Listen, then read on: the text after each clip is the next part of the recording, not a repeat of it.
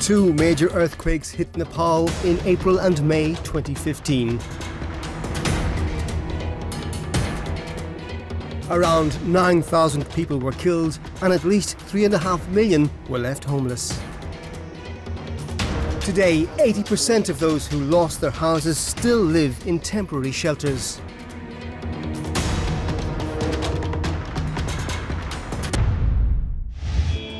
Almost 1 million houses were destroyed or damaged by the 2015 earthquakes.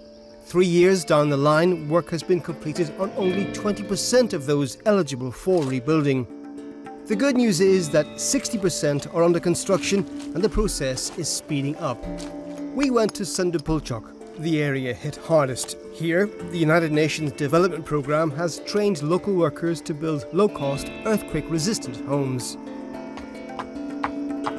Often the simplest ideas are the best. This iron wire might not look like much, but it's a key element in building shock-resistant homes in poor rural areas of Nepal.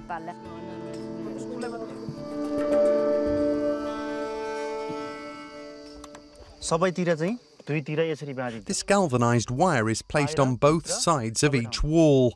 These wires are connected to each other in a way that creates a kind of box around the wall.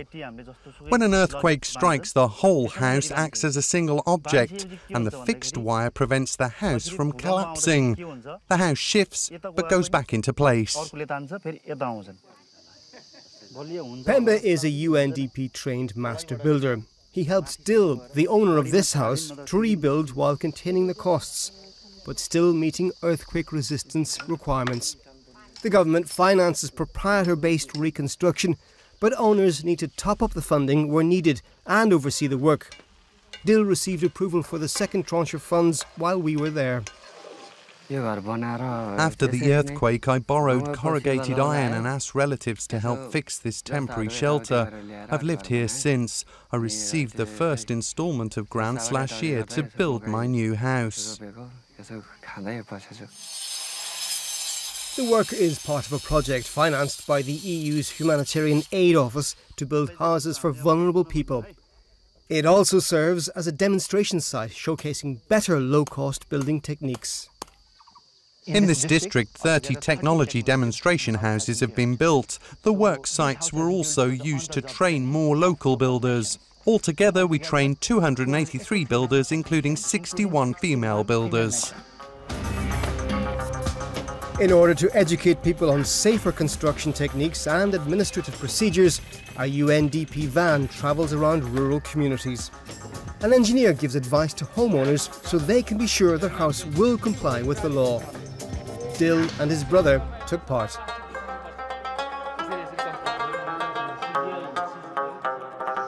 It was useful to know more about these techniques as I'm working on my brother's house.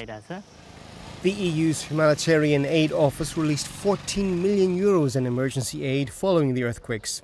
Europe remains committed to continuing its support.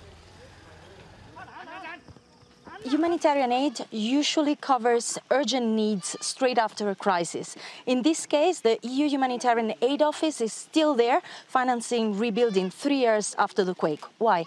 The government has identified about 20,000 people who cannot do the reconstruction themselves, either because they suffer from disabilities, because they're too elderly. These people need support, and this is why we have stayed on, and we need to support the construction of their house. If we don't, they will end up remaining in temporary shelters where they've already been for 3 years, for many years to come, or they will go into great debt in order to reconstruct this house, and basically that remains a humanitarian emergency. In this way, 30-year-old Khil, who lost his sight 5 years ago welding, was helped in building a special house equipped for his needs. Nepal is still struggling to secure financing to speed up the delayed reconstruction. It's looking for an additional 800 million euros so earthquake victims can have their own roof over their heads. My house feels absolutely great.